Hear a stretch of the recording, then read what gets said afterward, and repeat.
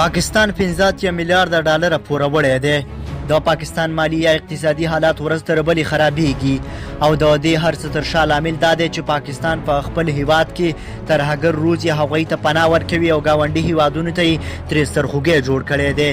همدا لامل دی چې اقتصادي حالات کې ورځ تر بلې نور هم خرابېږي او د پاکستان نوی حکومت له راتلو سره سم چې عمران خان خلکو ته د پرمختګ خوبونه ښودلي وو، اوس د پخوانیو لومړی وزیرانو په قدم باندې روان دی.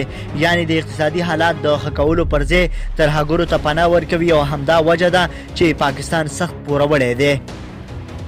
د پاکستان د چلولو لپاره دغه هیواد چارواکي پرله پسې قرضونه یا پورونه اخلي.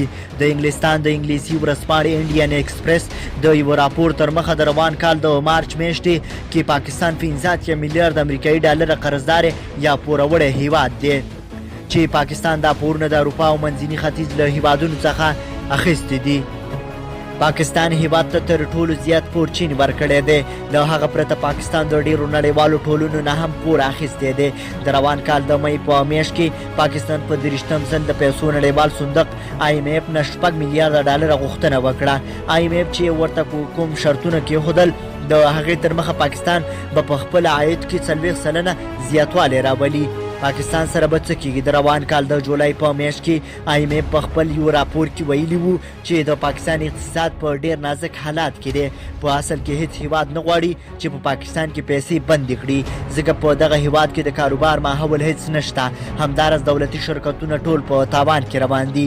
IMF ویلي دي چې کو د دې هر څه د بدلون لپاره ژر کومه ښه تګلاره یا پالیسي جوړه نه شوه نو حالات به نور هم خراب شي. د یادولو ده چې د 2000 کال څخه بیا تر 2015 کال پورې د پاکستان اقتصادي حالات کې 4.3% زیاتوالی راغلی دی.